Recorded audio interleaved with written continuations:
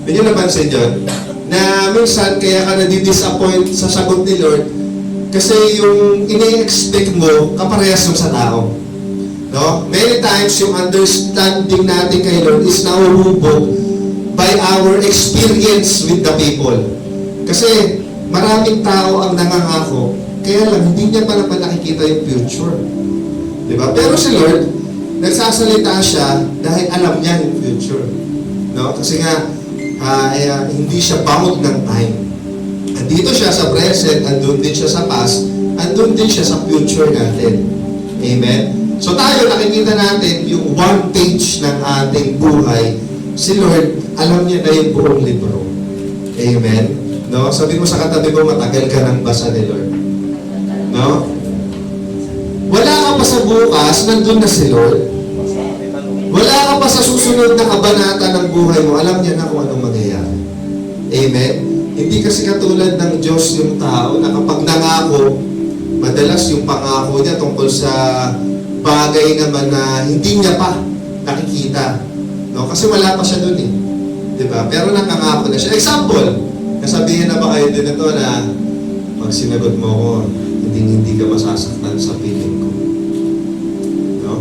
Ibibigay ko sa iyo ang lahat. Hindi kita papaluhain. No? Alam mo, Nay, hindi na ako magsisinungaling sa iyo. Magpapakabait na po ako. No? Sa leader, susunod na po ako sa iyo. Lagi na po ako. Narinig nyo na yung mga ganon? Nagsasalita siya ng tapos, pero wala pa siya doon. Diba? Wala pa siya doon. Kaya yung mga nagsalita ng ganon, sinaktan ka din. No? Iniwan ka din. Babayaran kita. Bukas. Bukas. Bukas. Diba? So, nagsalita na siya, kaya lang wala pa siya doon. No? Pero si Lord, diba? Pag nagsalita si Lord, nakabase yun sa kung sino siya. No? Kaya pinagkakatiwalaan natin. Kaya lang, yung response ni Lord, diba? Yung sagot niya, iba. Napansin nyo? Kasi nga nakikita niya yung mga bagay na hindi natin nakikita. At alam niya yung mga bagay na hindi natin alam. Sabi sa verse, for His ways are not our ways. His thoughts are not our thoughts. His plans are not our plans. Diba? Kaya, He understands what we do not yet understand. No? Kasi kaya kung nung na-realize ko yun, sabi ko, kung yung sagot ni Lord, iba sa akin, kaya tayo na mga Kristiyano na bubuhay tayo sa kaya pala moments. Alam mo yun, minsan hindi mo maintindihan, tapos pag dumating ka sa lugar, sa oras na yun, kaya pala. No? Kaya pala may tinuturo siya. Amen. Ang dami kong experience na ganyan, no? Na, Lord, bakit kaya ganun? Bakit kaya pinauwi mo ako dito? Bakit kaya tinanggal mo yung business? Bakit kaya inalis mo to? No, ang dami mong tanong. Diba? Pero, nasagot ko din eventually. Amen. Lalo na nung una nga, nagpunta ako dito. Diba, Lord, may ministry naman ako dun eh. May cell group ako dun sa ibang bansa. Tapos kinukuha pa akong magpastor. Gagaitan daw ako ng senior pastor na Breton. Diba? Instant promotion yun eh. Tapos may gawain ako, may trabaho ko, kasama ko yung pamilya ko. Diba parang ang ganda ng plano? No? Pero hindi pala yun yung plano niya. Ako kung nagre-recall talaga ako, kung tinuloy ko yun, para akong siguro pastor pa rin, kaya lang mayabang na pastor. Diba? May pera na pastor. Nakadepende sa galing na, no? Sa sarili kong galing, sa sarili kong pera, no? Siguro gano'n yung pinarealize sa akin ni Lord. Kasi dito, nung nandito, parang dito ako tinuruan na mag-respect sa authority, mag-honor, mag-submit, ma-mold yung character. Habang dire-diretso hanggang ngayon, pinaprocess pa rin. Amen. So, depende kay Lord. Kasi minsan talaga, nandun ka na sa, ang pag-asa mo na lang si Lord. No? Doon ka pupunta sa sitwasyon na yun pag lumalakad ka kay Lord. Amen ba? Na-experience nyo na yun? No? And minsan kasi naman, na pe-pray ka, tapos nadi-disappoint ka kasi tahimik yung Panginoon. Marami na akong narinig na ganyan. Bakit kasi ngayon tahimik si Lord? Eh? No? Pero alam niyo ba, tahimik siya kasi pwede ka rin ma-disappoint sa response niya. No? Kasi pag nag-response siya sa'yo, baka hindi mo rin kayanin. No? Alam niya kasi hindi ka tutuloy pag nalaman mo yung buong plano. Eh. Isipin mo si Joseph. Nireveal niya. Diba? Diniscuss natin yung sana all nung nakaraang mga buwan. Sana all si Joseph. No? So, pinakita niya na maghahari si Joseph. Pero kung pinakita niya yung plano niya, yung buong plano niya, palagay mo, tutuloy pa yun. Makukulong ka muna. Bubugbugin ka muna ng mga kapatid mo. Tapos makukulong ka ulit. Tapos, siguro hindi ka na tutuloy. Di ba? Kaya minsan, no, God's silence is your protection. Amen. God's silence is your protection. Ito pa yung isang problema na alam ko baka makarelate kayo. Minsan, tinatanong mo si Lord, pero alam mo na yung sagot. No? Tinatanong mo si Lord, pero alam mo na yung sagot. Lord, siya naman. No? Pero ikaw, kung binsido ka na, Lord, akin na to. Pero tinatanong mo pa, Lord, yung si ate girl, kami na ba talaga, Lord? Siya ba yung para sa akin? Siya ba yung, kasi Lord, merong chuba chuchu eh. No? Mga Jolina pants lang yung may alam doon. No? Mga kabataan dito, ano kaya yung chuba chuchu? Tanong niyo sa atin niyo. Diba, ganun eh, di ba? Yun yung trabaho ko na to. Ito ba talaga yung trabaho na binigay mo sa akin? Kasi nagtatanong ka, di ba? Yung negosyo na to. Kasi may tanong ka, pero may sagot ka na rin. No? May sagot ka na rin. Alam mo, pag lumalakad ka kay Lord, walang plan B. Always plan A. No? Kasi gusto niya magdepende ka sa Kanya eh. Walang plan B pag lumalakad ka kay Lord. Siguro sa pera, sa mga ibang paraan, meron talagang contingency plan. No? Mga diskarte sa buhay. Pero pag nasa will ka ni Lord, plan A lang. Kasi pag ang dami mong plano, ganito ka magtitiwala. Lord, pag hindi small pack to, ito lang gagawin ko. Tapos ito na lang. Tapos ito. Diba? So, hindi mo ma-discern kung ano yung plano ni Lord. Hindi mo makita kung paano kumikilos si Lord sa buhay mo. Kasi paiba-iba ka. Amen? Si Lord talaga hindi niya pwedeng ibigay yung buong detalye hanggang hindi ka nag-obey. God cannot give you details until you give Him your obedience. Napansin niyo yun? No? Malay tablet ko. Habang hindi ka nag-o-obey sa Kanya, medyo malabo yung plano. Diba? Hindi mo maunawaan. Pero habang na humahakbang ka sa sitwasyon sa utos niya o sa pinapagawa niya, nakikita mo yung dadaanan. Nakikita mo yung mga destiny helpers dumarating. Nakikita mo lahat. No? Medyo lumilinaw. Parang kang nagdadrive sa dilim. Pag-drive na kayo yung talagang malakas ang ulan, ang nakikita mo lang mga 5 to 10 meters. Diba? Pero habang umaandar yung sasakyan, nakikita mo yung daraanan. Kasi iniilawan ng ilaw. Diba? Hindi ka sigurado doon. Minsan mabagal. Pero nakikita mo nag-iilaw eh. Minsan ganun si Lord sa buhay natin, no? Na habang nag-o-obey tayo, subukan mong huminto ka, hindi ka makakarating sa daraanan mo. Pero kahit mabagal yan, basta nandun yung liwanag, makakarating ka. Sabihin mo sa katabi mo, makakarating ka din. No? Alam, merong isang mighty disciple na dami ring tanong. No? Ang daming tanong. Sabi ng isang disciple na to, Lord, kung kasama ka namin, bakit ganito? Tignan natin, Kuya Jake, yung Judges chapter 6, verse 12 to 16. Starting verse 12. No? Ang pangalan ng disciple na to ay si Gideon. No? Sabi ni Gideon, sabi niya, when the angel of the Lord appeared to Gideon, he said, the Lord is with you, mighty warrior. Tignan mo nga katabi mo kung mighty warrior. Sabihin mo sa kanya, the Lord is with you. No? Verse 13, but sir, No? Ano si Gideon, nagreklamo agad. Sino sa atin ganun? No? The Lord is with you. Minsan pag-pray mo, di ba? Kasama mo si Lord. Pero at the back of your mind, kasama ko ba talaga si Lord? No? Nagdududa ka sa presence ni Lord eh. Nagdududa ka sa power ni Lord. Nagdududa ka sa mga promise ni Lord. Bakit? Kasi hindi mo nga nakikita. Di ba? Kasi sabi niya doon, if the Lord is with us, bakit mangyayari sa akin to? No? Nasaan na yung mga ginawa niya? Minsan siya rin yung, yung sumasagot ng tanong niya. Sabi niya, nasaan yung mga ginawa niya sa mga ninuno namin? Na kung saan nilabas niya sa Egypt, ngayon inabandon tayo ng Panginoon. Sabi niya. Tapos dadali niya tayo sa mga kamay ng mga Midianita. No?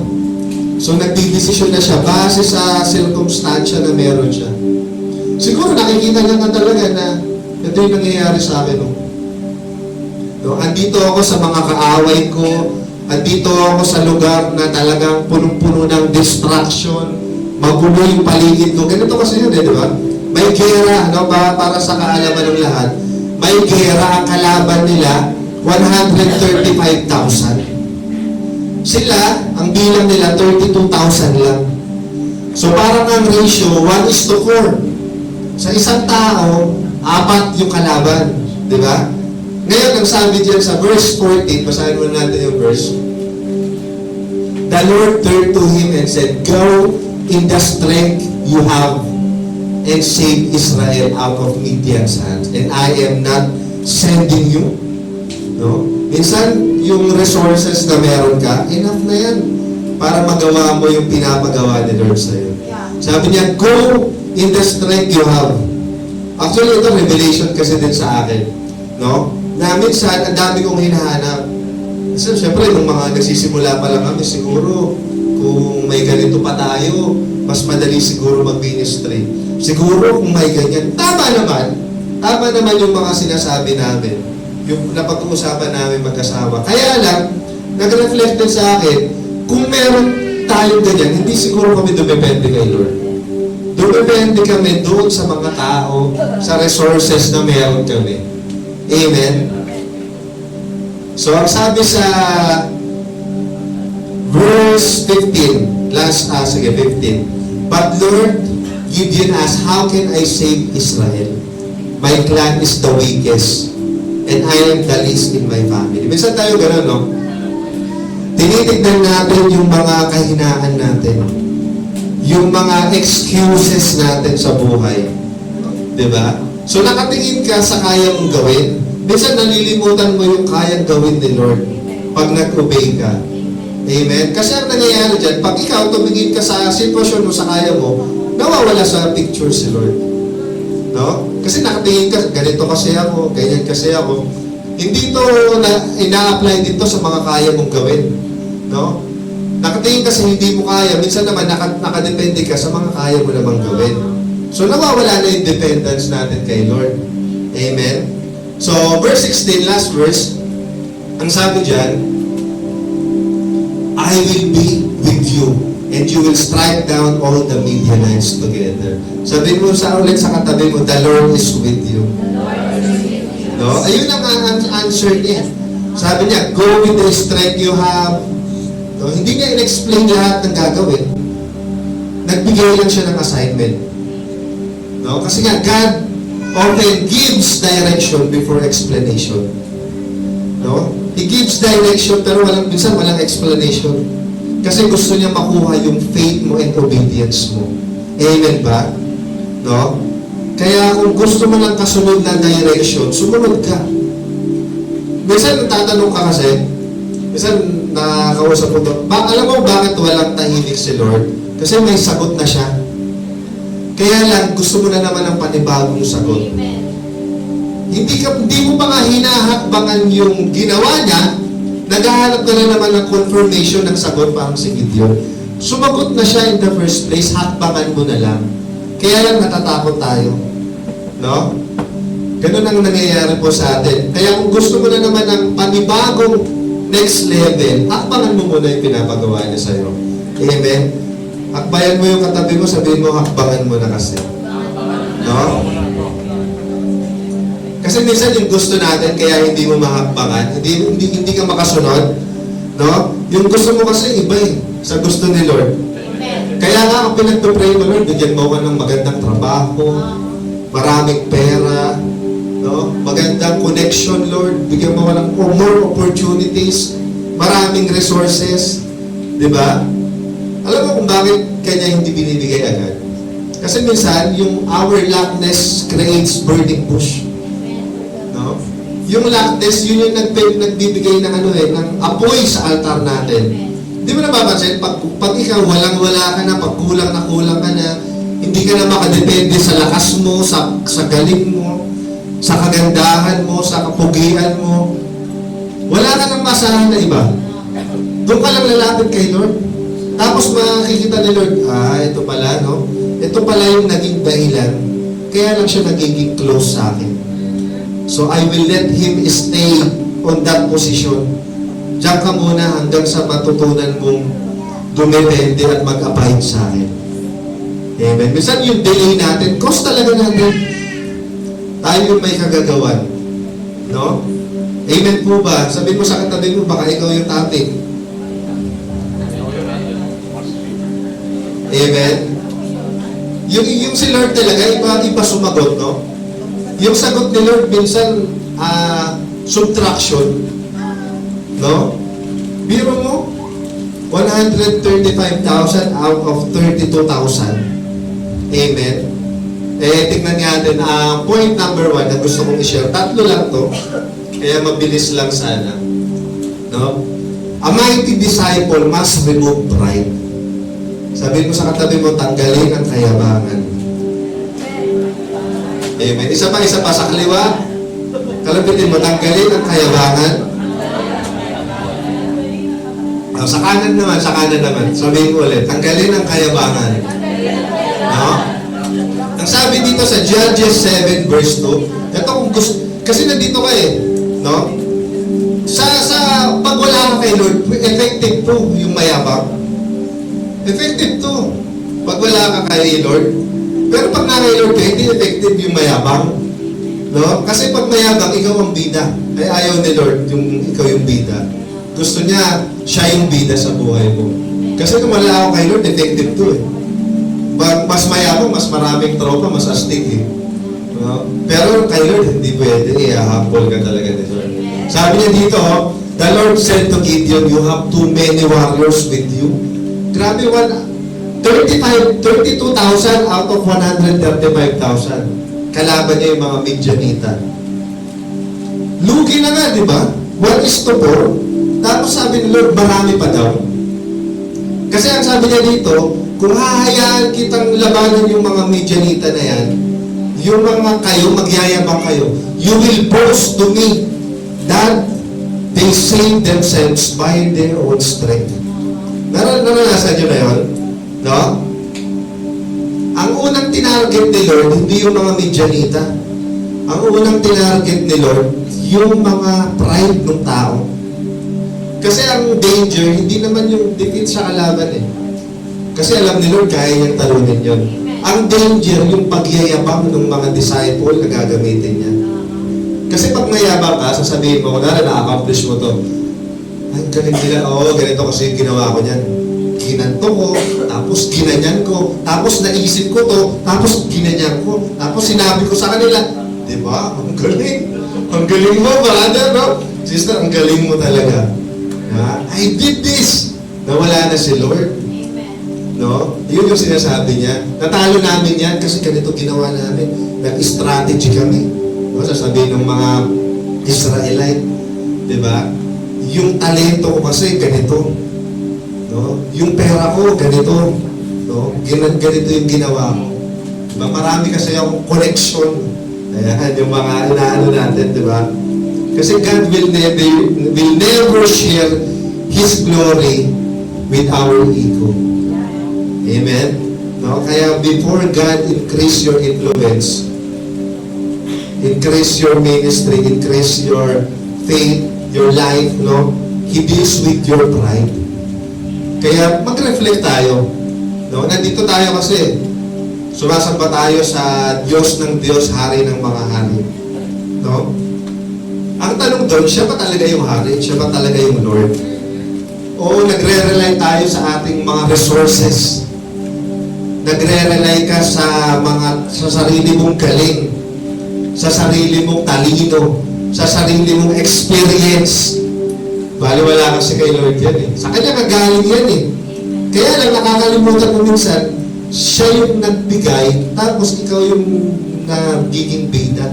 Sinasarili mo. No? Kasi ang mighty disciple relies on God alone. Amen. Kaya kung ikaw talaga, kung gusto mo magamit ni Lord mightily, tatanggalin talaga yung kahibangan. No? Tatanggalin yung kahibangan. Kaya kang i-bless ni Lord dito, siyempre may favor dito eh, may special blessing. Pero sa labas, pwede mo rin makuha yung favor na yan, yung blessing na yan. Kaya lang, if you surrender yun, kaya lang doon, walang eternal life.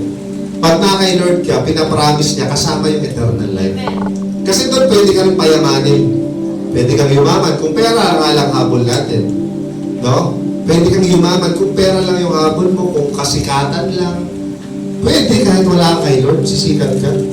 Ang dami dyan eh. Pero kung ikaw, sinurrender mo yung buhay mo kay Lord, kasi ang perspective mo, ang paghahandaan ko, hindi lang dito kasi permanente to eh. No?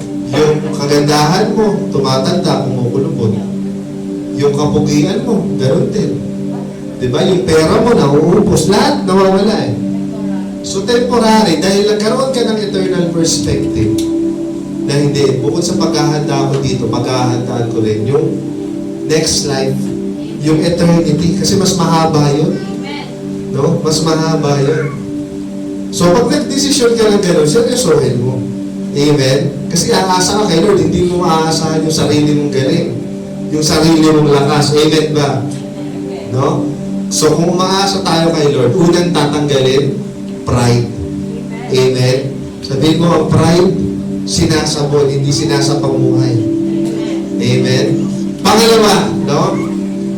A mighty disciple removes fear. Kung gusto mo magamit ni Lord, tatanggalin niya yung takot mo naman.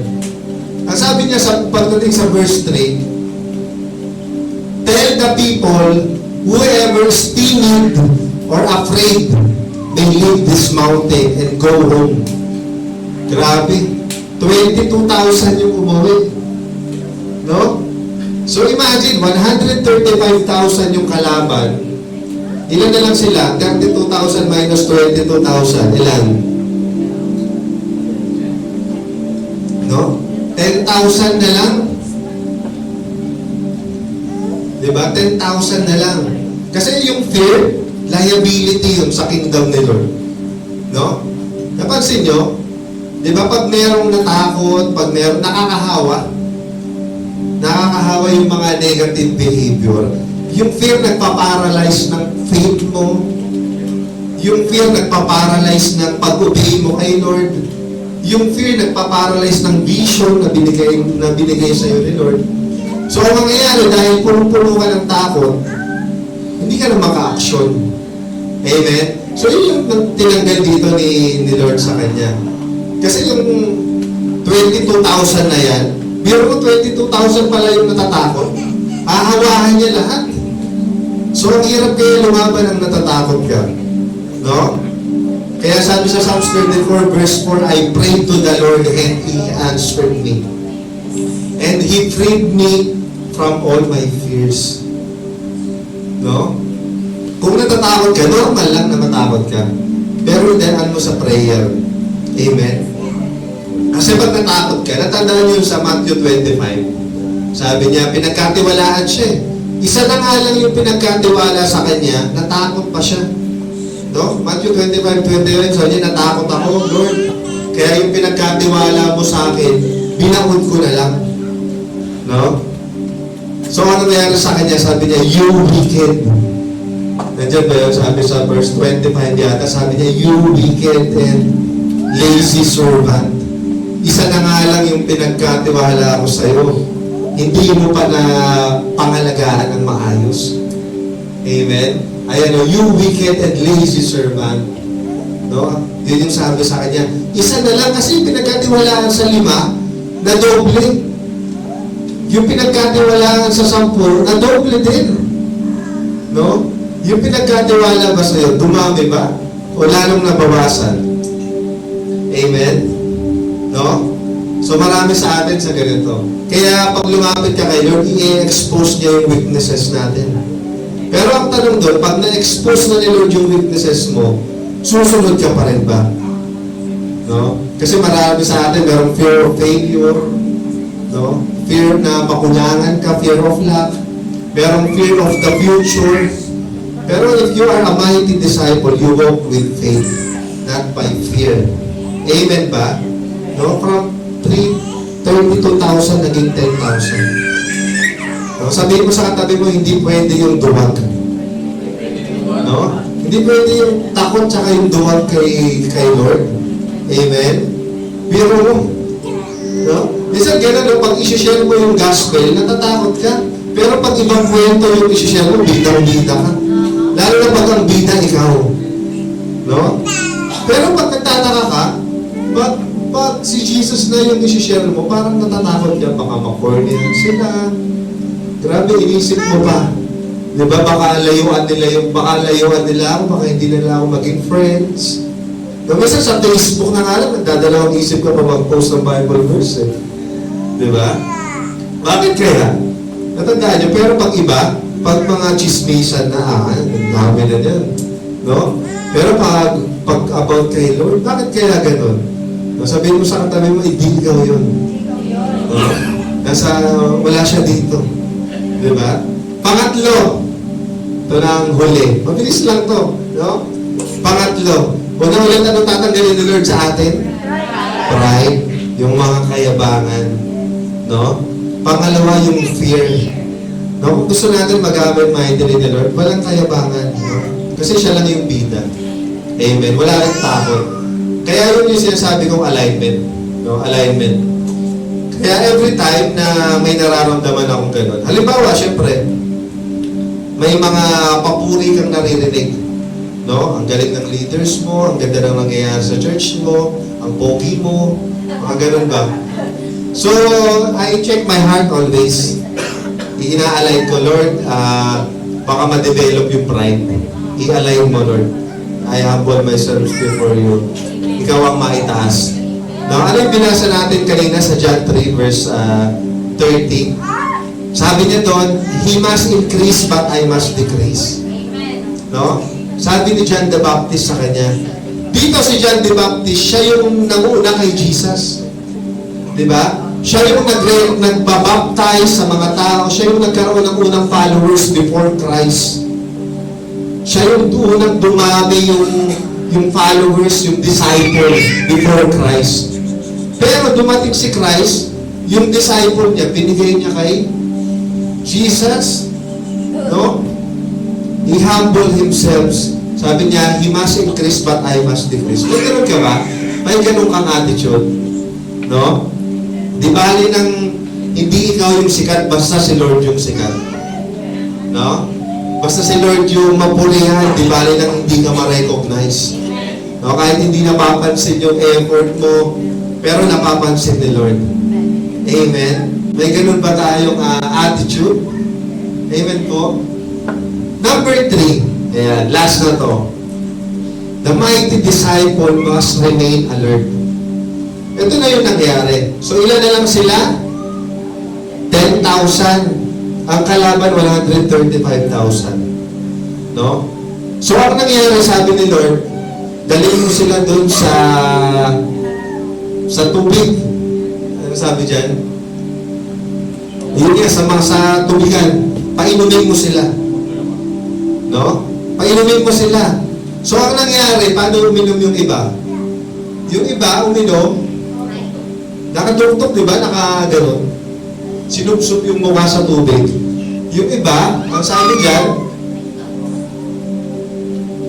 those who cup water in their hands and lap it with their tongues like dogs. And in the other group, poor are those who kneel down and drink with their mouth in the stream. And only 300 of the men drank from their hands. So yung iba, uminom, sumalo, nakaganito. Lance, gusto mong i-demonstrate? Isang dudok-dok, isang gagawin. Yung iba, di ba sumalo? Ganon. No? Tapos nilidilahan dito parang aso.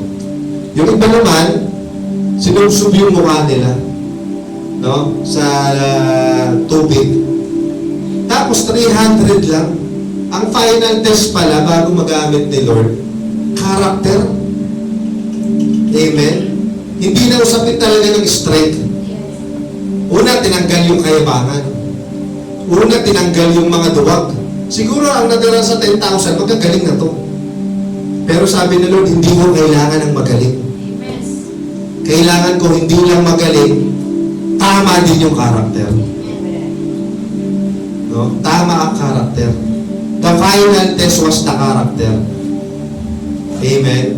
Ito malaking revelation sa akin to personally. No? Kasi marami akong nakita, and including us, hindi ko naman sinasabing magaling ako. Pero alam mo, meron kang alam eh. Diba? Siguro marereflect nyo rin na marami naman akong alam eh. Diba? Kaya lang kasi na kay Lord tayo eh. If you want to use by God mightily, no? Kung gusto mo ng favor, ng blessing ni Lord, we need alignment. Ayusin natin yung character natin. Amen. The test of character. Sabi mo sa katabi mo, ugali mo. No? The difference between 300 and 9,700. Ano yung difference nila? Isang character na hinubog doon, alertness. No, paano ko sinabing alertness? Nasa gera sila, di ba? Nasa gera sila. So, nakalimutan nila, nasa gera sila, tumuktok sa tubig. Yung isa, yung iba na ganito. Siyempre, pag uminom ka ng ganito, alert ka pa din sa surroundings mo. Nakikita mo pa rin yung view, yung horizon. Pag ikaw tumuktok ka, wala ka nang makikita. Nawala yung alertness. Sa madaling sabi, nawala yung focus nila. No? Tayo kasi sa atin ganun eh. Anong gusto mo sabihin? Yung appetite. No? Yung appetite natin. Their appetite controlled their emotion. No? Minsan pag sumarap yung pleasure, no? Nalilibang tayo, nawawala tayo sa focus eh. Halimbawa, naging komportable ka. Diba? Nalibang ka. Naging conveniente ka. Amen. Nakalimutan nila yung thirst, secondary lang yun. Ang primary mission nila, ang primary goal nila is yung mission nila. No? Matalo yung mga Midianita. Kaya lang ang problema, masyado silang nalibang sa Netflix. Masyadong nalibang sa video games. Masyadong nalibang sa pahinga. Masyadong nalibang sa malaking sahod. Masyadong nalibang sa trabaho. Nalibang kay jowa. No? Nalimutan na yung mission. Nalimutan na yung purpose. Amen? Ganun ang nangyayari. Kasi pleasure yun eh. The test of character. Kung gusto mong magamit mightily ni Lord. Dapat focus ka pa din sa pinapagawa sa'yo ni Lord. Okay yan. Kaya lang itetest ka na dyan. Grabe, nakakita lang ng tubig. Dumugtok na. Nalimutan nila. Paano kung may dumating na kaaway? Ang ingay pa naman nun, di ba? Umiinom ka. Nawala yung alertness, nawala yung focus. Tayo kasi i-bless tayo ni Lord. No? Wala naman imposible kay Lord. Kahit ngayon, kahit mamaya, kaya ka niyang i-bless. Gusto niyo patunayan? Bigyan mo ng 1,000 yung katabi. I-bless mo yung katabi mo. I-bless mo. Patunayan mo na, ngayon, kaya ka na i-bless ni Lord. No? Ngayon pa lang kaya ka na i-bless. Di ba? Tapos pag binless mo, tignan mo, matataranta na yan, mawawala na sa focus yan. Titignan niya, pag binigyan mo ng 1,000, pagkatapos nito, magbibinary ako. Tapos, ganito ang gagawin ko. Tapos, yayayain ko si ano. Tapos, makakabili ako ng sigarilyo. No? Isang ganun na. No? Nawala sa focus pag nakakita ng pleasure. Sino dito pag nakakita ng pogi, natataranta? Pag nakakita nakakita ng sexy, nawawala na sa, no? Sabi mo sa katabi mo, umangin ka na. No? Ano yun? Yung dalawa sabi ko, kinikilig ko. Kumanahan ka. Kumamarutan. No? Actually, yan ang isa sa pinagpipray kong alignment. Hindi. Ayan ang pinagpipray ko sa isang alignment na kung may strongholds pa ako. Kasi mapapansin nyo to hindi lang to sa lahat. Pag nakakita ka ng maganda, yung talagang maganda, yung 11 out of 10, grabe may parang mainit. Ano ba yung bro? Dati. Kasi dati gano'n talaga, halimbawa nakakita ka ng pogi, or yung kala ng temptation mo, nakakita ka ng magandang bagay na ang tagal mo nang minimit eh. Lalo na pag nagtitingin ka sa Shopee, minsan may ilaw, ting! No? Pag-tukar, kailan pa ba yung Gcash ko? Minsan gano'n, di ba? Minsan strongholds yun. Pag nakakita ka sa, tapos kumikimbot-kimbot, tapos makakaramdam ka ng init. Hindi nyo na-experience yun, mga plastic. No? So may mga ganun feeling kasi. So noong oras na yun, sabi ko, Lord, i-align mo to kasi baka nawawala ako sa focus. Kasi flesh yan eh. Hindi ka pwedeng maging kampante basta nandito ka sa nilalakaran mo sa flesh. No? As long as nandito ka, whether sa pera, sa bisyo, sa babae, basta sa pleasure, sa tawag ng laman, lagi kang pwedeng matangay ng kaaway. No? Imagine mo, pag may 5 million ka ngayon, baka wala ka sa church. Malamang nandun ka sa SM. Di ba? No? Imagine mo na lang, di ba? Na sumahod ka, binigyan ka ng malaking kontrata. Grabe, 50 million yung kontrata ko dito. Siguro, maintindihan naman ni Lord to. Diba? Just imagine, no? Kasi pleasure yun eh. Masarap sa pakiramdam yun. No? Ay, iniyaya niya ako. Wala daw tao sa bahay nila. Umalis daw si mama at papa niya. Magpipray daw kami doon sa... Magpipray daw kami sa kwarto. Bubuksan niya daw yung, gano'n, no? Bubuksan niya yung aircon. Tapos magpapatugtog kami ng worship doon. No? Sabi mo sa katabi ko, silong nila kung ako. Amen. Pleasure kasi yun. Diba? So kung gusto mong magamit ni Lord, grabe mag-focus ka. Ayun ang alignment, no? Na sinasabi natin sa puso natin. Kasi darating yung mga temptation. Mawawala ka sa focus. Manginginig ka, grabe, magandang opportunity na to. No? So, ganun siya. Minsan may magja-chat sa'yo, grabe, ito yung crush ko dati pa eh. No? Niyayaya niya ako mag-fishbowl. No? Grabe, mag-chip pala yung nandiligaw sa'yo. Mga ganun ba? So, let's remain focused. Amen. Let's remain alert. Kasi a mighty disciple remain alert. No? So, yun yung nangyari dito. Diba? Yun yung nangyari sa kanila. Until yung 300, natalo. Diba? Natalo nila yung 135,000. Bakit? Kasi magaling sila. Kasi, si Lord, diba? Because the God is with them. No? Pinanalo sila ni Lord. Amen. So, bakit 300? Bakit 300 lang? Sabi ng isang man of God, ang 300 daw talaga may significant na explanation. No? Pero hindi ko i-explain. Sa susunod siguro. Diba? Kasi minsan, ang gusto kong sabihin kasi, si Lord hindi siya naghahanap ng crowd. Ang hinahanap niya, unang-una, yung tao na handang tanggalin yung pride, handang i-overcome yung fear. Tapos, he remained alert. Hindi basta-basta natutokso. Hindi basta-basta bumibigay sa mga appetite, sa mga tawag ng laman. Kasi yung God's remnant, kung titignan natin, it seems insufficient.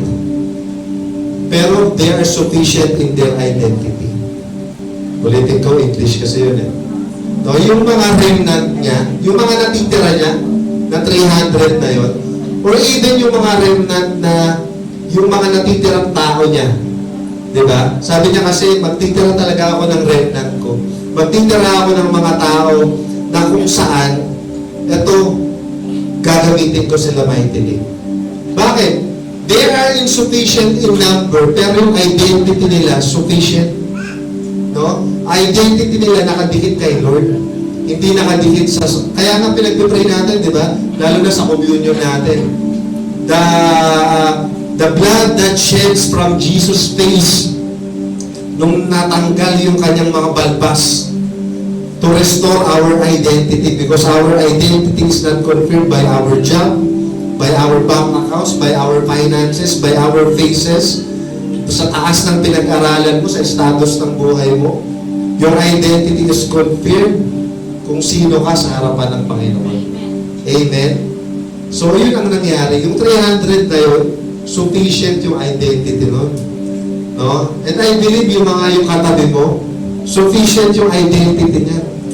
Amen? Lalo na ngayon, lilipat tayo sa bagong lugar. No? Alam niyo na ba? Alam niyo naman na yata, no? So, pupunta tayo dun sa Kamayin. Alam niyo yung Kamayin? Sa terminal. So, doon tayo mag-church. Ang laki nun, 100 square meters. Ang laki nito, 40 square meters lang. So, doble nito. Hindi lang pala doble kasi nga 40 lang to. Almost isang kalahati yung laki nito. Amen? Pero ang pagpunta tayo doon, masyado tayong maluwag. No? Pero I believe, yung dadali ni Lord doon, mga remnant. No? Tingnan mo yung katabi mo, remnant ko yan. Amen? No? Kasi yung mga source nila, yung mga source ng mga nandito, yung source ng confidence, hindi doon sa yabang, hindi sa self-reliance. Ang source ng mga ng katabi mo, si God. Amen? Kasi minsan talaga, tatanggalin ni Lord lahat eh. Hanggang sa material lang niya presence mo. No? Ako lagi kong sinasabi dito, personally, yun yung naramdaman ko. Yun yung isang realization sa akin. Doon nakakilala ako kay Lord. No? Bago ako umuwi dito, kinausap na ako ni Lord, bukod, talagang biniinan lang ng testimony natin. Pero sana wag na dumating sa lahat. Nakita ko na kung saan, sabi ko si mama ko, wala na talagang yung pagtinignan mo, stage 4 na, yung kahit meron kang pampagamot, hindi mo na maasahan. Tapos kaya ako nakumbinsi mag-pray ng tita ko, kasi nakita ko talaga, siyempre, may background naman, nurse naman ako. Sabi ko, ang pag-asa na lang yata ni mama, prayer. Ang pag-asa na lang ni mama, faith. No? So doon ako, yun yung isang realization ko sa buhay na ang pag-asa na lang nito si Lord. Tingnan mo yung katabi mo. Baka ang pag-asa na lang yan para magbago yan si Lord. Amen? No? No? Kaya minsan talaga, tatanggalin ni Lord lahat. Kasi pag si Lord na lang yung meron ka, madidiscover mo, si Lord lang pala yung kailangan mo. Kaya I pray, wag na sana tayo dumating sa ganito. No? Kasi may pattern na tayo tinitignan eh. Kaya ngayon pa lang, tanggalin na natin yung kayabangan. Ngayon pa lang, tanggalin na natin yung takot. Ngayon pa lang, tanggalin na natin yung distraction. Bago pa tanggalin ni Lord lahat sa atin. Amen? Kasi God's power is not revealed through abundance, but on dependence. Amen?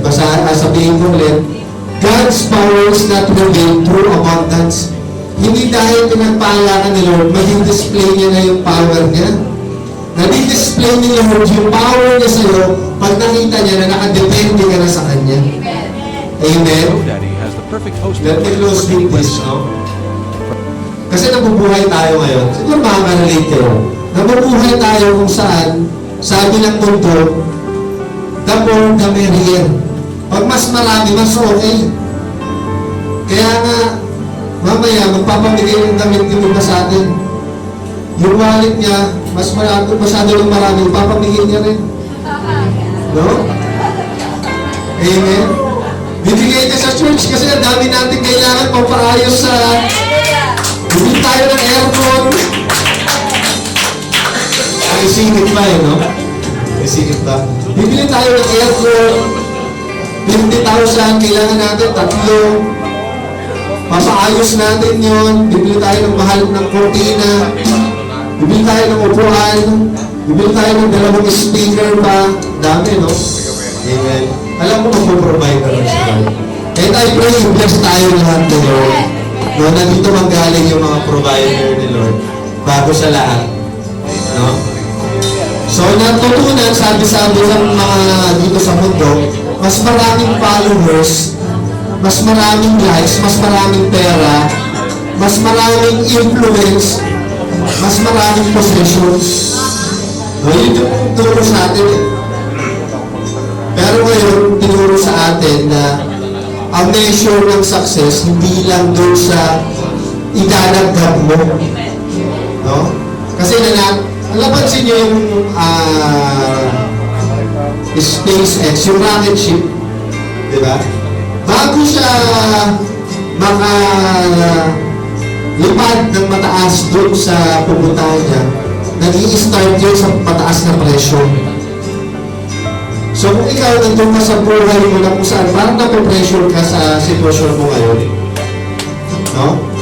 Nape-pressure ka. Tapos habang tumataas yun, tinatanggal niya yung mga malalaking bagay. Kasi pag hindi niya tinanggal yun, hindi siya makakarating doon sa taas na pupuntahan niya. Kasi yung mga bagay na yun, mga gasolina yun, diba? So unti-unti nalalaglag yun. Amen? Sometimes yung Diyos, ganun din kumilos sa buhay natin. Nagtemple tayo ng mas marami, pero tinatanggal niya. Tinatanggal niya. Nagpe-pray tayo ng increase, pero binababa niya. Nagpe-pray tayo ng comfort, pero dine-develop niya pala yung character natin. So, kung napitil mo na parang nababawasan ka, baka preparation yan ni Lord kung saan ka niya dadalhin. Sabi mo sa katagulong, pine-prepare ka lang pala ni Lord. No? And even when you look at Jesus, si Jesus is magandang example na kung saan iniwan niya yung kalangitan, iniwan niya yung comfort, iniwan niya lahat ng karapatan niya. Kasi tayo nabubuhay sa atin, karapatan ko to, karapatan ko yan. Si Lord tinanggal yung karapatan niya lahat. Tapos naging servant siya. Naghugas siya ng paa, nagpagaling siya ng may sakit. Ang matindi ko, He carried the cross. He died for our sin. That's what we confess, the sheddings of the blood of Jesus. Yung sumpa ng kahirapan, no? Yung cross, na pinigpit niya yung latay at sugat para makalaya tayo. Amen? Kung titignan natin, walang natira sa Kanya. Physically, lahat. Tinubaran siya, unti mo yung balat niya, tinanggal. Tapos, akala ng tao, talunan. Akala ng tao, talunan kasi patay, puro sugat. Pero after 3 days, He conquered the death. Amen. And that's the greatest victory that happens in the history of mankind. No, na kung saan, yung cross tinuturo sa atin na in God's kingdom, surrender is not defeat. Sabi mo sa sarili mo, surrender is not defeat. Sometimes it is the pathway to victory. No? Kaya if God is removing something, if God is removing something, if God is stretching something in your life, hindi mo na i-stress ha, ini-stretch ka lang ni Lord. Kaya sabi mo sa katabi mo, huwag kang magpanik. Stretching lang yan. No? When God is in control, this is not the end of your story. Kaya huwag kang mag-discourage if you feel na parang ang liit ko ngayon, parang akong na-overlook, parang akong nagkukulang. Hindi kailangan ni Lord ng marami para ma-accomplish niya yung purpose niya. Kung paano niya ginamit si Noah, ilang pamilya, para mag-produce, no, ng maraming tao. Kung paano niya ginamit si Gideon at 300 army. Kung paano niya ginamit yung 12 disciple para paguhin yung mundo na to. Sabihin ko sa katabi mo, kahit, no, baka may masabi kang ano, kahit mabisyo ka, kahit addict ka sa MA, kahit bulang-bul ka sa klase, kahit babaero ka, kahit sinungaling ka, gagawin ka ni Lord. Amen? Kasi ang question is hindi yung anong meron ka. Ang question minsan, willing ka ba magpagamit ni Lord? No? Tanungin mo sa katabi mo, willing ka ba? Amen? Kasi si Lord nag-aahanap pa rin kayo ng mga lalaki at babae na kung saan dadalhin niya yung purpose ni Lord kaysa sa comfort niya. Na kung saan yung mga lalaki at babae na ito dadalhin niya yung vision niya above their appetite. Na they will obey above their convenience. No, so let's keep growing. Let's keep serving the Lord. And let's keep following our Lord Jesus Christ. Amen. Let's keep making disciple. No? Ang journey ng discipleship hindi na natapos ngayon. Amen. So I want you, invite you na tumayo po tayo lahat. No? As we worship the Lord. No? So gusto ko pong tapusin para sabihin ito na yung journey ng discipleship is hindi nag-end ngayon. Kasi ang journey ng discipleship is a lifelong process. Amen. The journey of discipleship is a lifelong process. Merong mga challenges, merong setbacks, merong season na kung saan i-stretch ka talaga ni Lord. Pero kada obey mo, sinishape ka ng Panginoon doon sa pagkatao na kung saan doon ka niya tinawag. Siguro nararamdaman mo na parang parte ka ng remnant na kung saan parang, Lord, ilan na lang kami na talagang nag-o-obey. Bakit yung kasama ko dito parang partial obedience lang? Pero yung God's remnant is never significant. No? God's remnant is never insignificant. Yung minsan na akala mo konti, nagiging sufficient sa kamay ng Panginoon. So I pray that we stay faithful, we stay available, and we stay surrendered. At hintayin natin kung paano kumilos yung buhay sa mga tao na surrender na Lord. Come on, purihin natin ang Panginoon. Praise God with all your heart, with all your mind, with all your soul. Yes, Lord, come on, declare Jesus is the name. Jesus, the name above every other name. Jesus, the only one who could ever save. Worthy of every breath we could ever breathe. We live for you. Oh, live for you.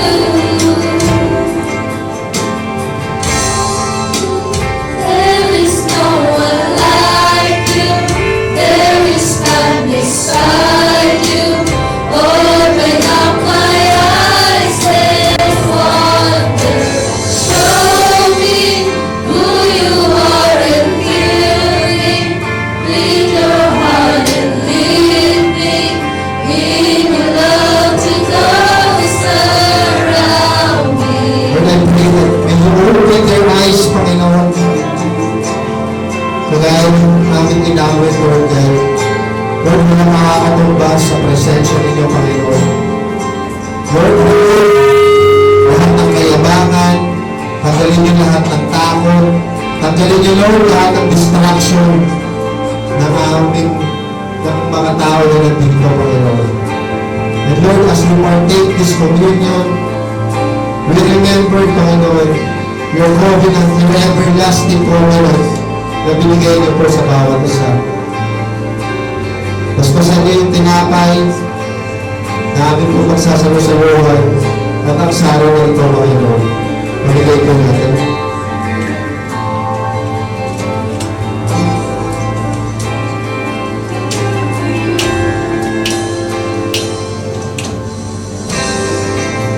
Jesus, the name above every other name.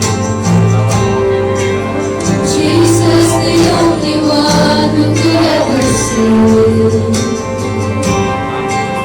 Worthy of every breath we could ever live for you. Oh, live for you. Holy, there is no one like you. There is none beside you. Open up my eyes and wonder. Show me who you are and fill me with your word and lead me in your love to those around me. Lord, as we partake this bread, Panginoon, we declare, Lord God, that by your stripes and wounds, Lord, we are healed. Lord, by the blood of Jesus, we have been redeemed, Panginoon, by the power of the enemy. Kaya, Panginoon, tinanggal niyo yung kayabangan, tinanggal niyo yung takot, Panginoon. Tinanggal niyo lahat ng distraction sa amin, Lord God. Because we have the full authority and access, Panginoon, by your precious and holy blood, Panginoon. Napulit ang kortina nang sa gano'n magkaroon kami ng access, Lord God, sa inyo. Maraming pong salamat, Lord, for this privilege. And we declare, Lord, the blood that sheds from your head, from your feet, Panginoon, we are free from poverty. We are moving according to our purpose na binigay niyo sa amin, Panginoon. Maraming salamat, Lord, for the glory, for the triumph, for the victory na binigay niyo po sa amin, Panginoon. We give you praise, Lord. We give you praise.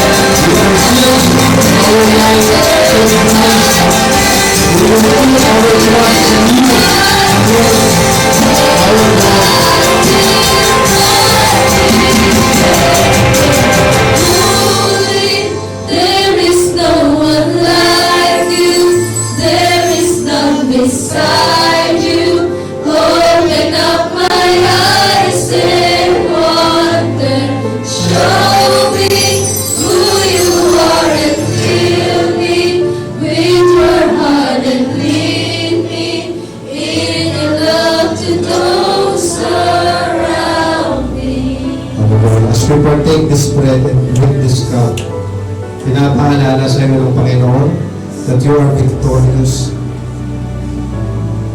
You are free from any condemnation. Walang awa ang kaaway sa iyo. Pinapaalala na niya sa iyo yung pangako niya. Yung pangako niya dito sa lupa. Na dito pa lang, i-bless ka na ni Lord. As long as you obey, you depend on Him. Merong favor, merong blessing na naghihintay sa buhay ng bawat isa. Lalong-lalo na yung mga mighty disciple na nag-surrender ng kanilang mga buhay. Hallelujah. We give you praise, Lord. In Jesus' name. Amen and amen. Kailin po natin ang mga masabi.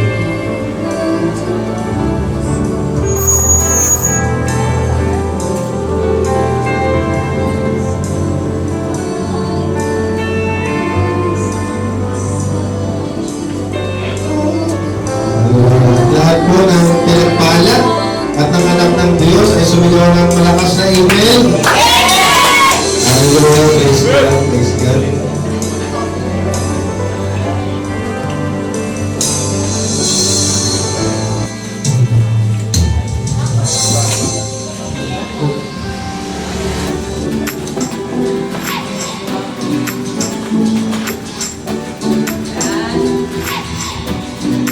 Sino na ang ready magpa-straight?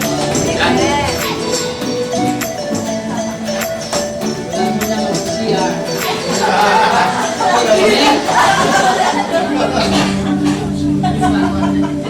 Sunday service. Ito ang pinakamagandang part. Amen. The God's will. Amen. Hindi na na-confirm ang identity.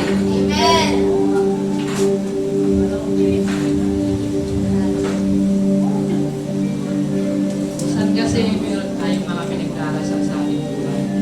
Marami tayong kailangan, pero hindi binibigay ni Lord kasi binuhubog yung character natin. Isa, may pride tayo, ayaw natin ibigay. Para kay Lord. Isa, ayaw natin makinig.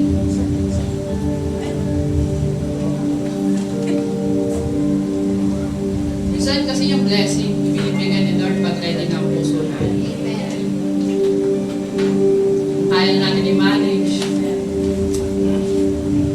Yung budget natin lagi ang kulang, pero kayang ibuhos ang Panginoon na sobra yan. May bago tayong darating na church, pero ito pinapractice na tayo.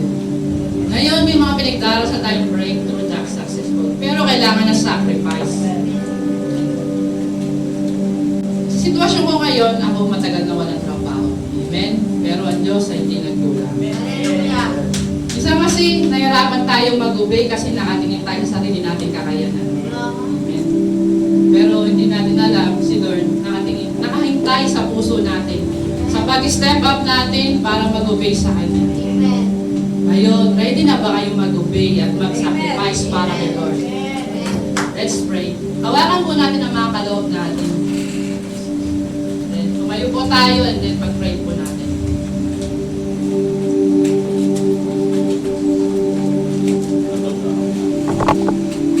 Let's pray. Lord, maraming salamat po sa araw na ito. Lord, bigyan mo po kami ng grasya, biyaya at awa niyo. Naibigay namin na para sa iyo na ayon sa iyong kaloob. Iyalan niyo po ang aming puso at isipan, Panginoon.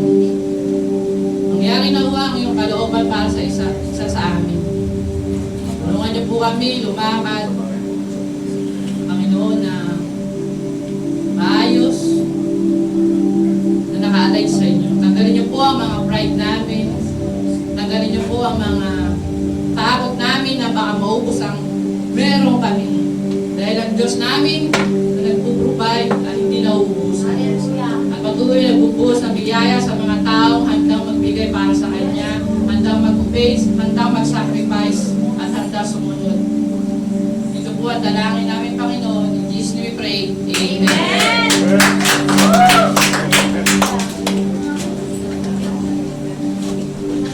And so, hintayin po natin ang ating mga kids. Pwede daw po muna tayo umupo. Dahil sa sayaw daw po sila. Totoo ba? Ayan, tatawagin lang daw po.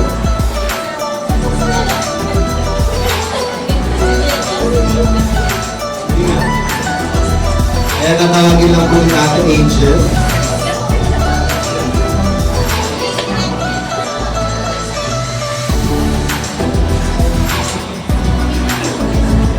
Yan, announcement lang po kada Wednesday sa mga leaders po, sa mga guides.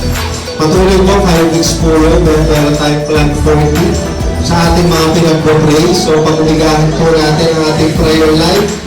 Amen, lalo na every Saturday din, 5:30 a.m. po, no, dito po sa ating church. Sama-sama po tayong nananalangin, wala pong online. On-site lang po ang prayer. And ayun nga po, no, patuloy mo natin ipag-pray yung ating building na lilipatan. No? So marami pa po konting aayusin doon. Kaya pag-pray po natin. Amen. Ayan, so malapakan po natin ang ating mga kids.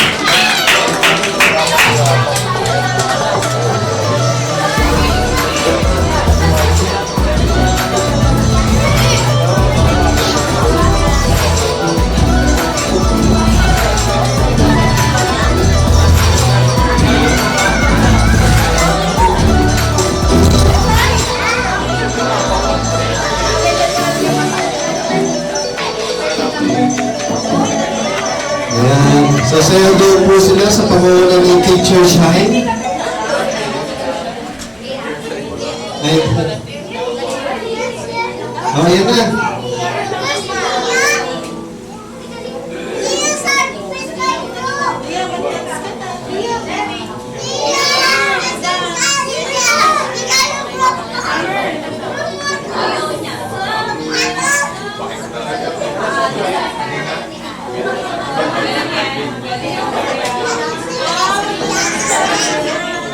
Ano po ba? Okay, in 5, 4, 3, 2, and go!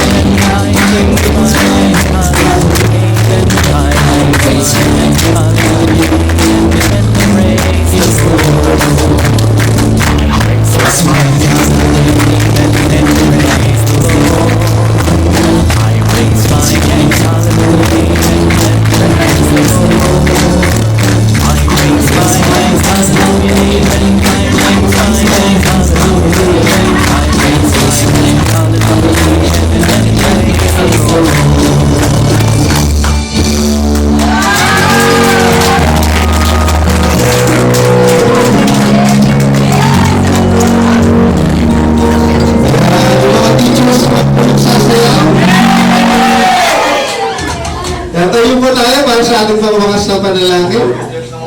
Hallelujah. Lord, ikaw salamat kami, Panginoon, for this wonderful day na binigay niyo po sa amin, Panginoon.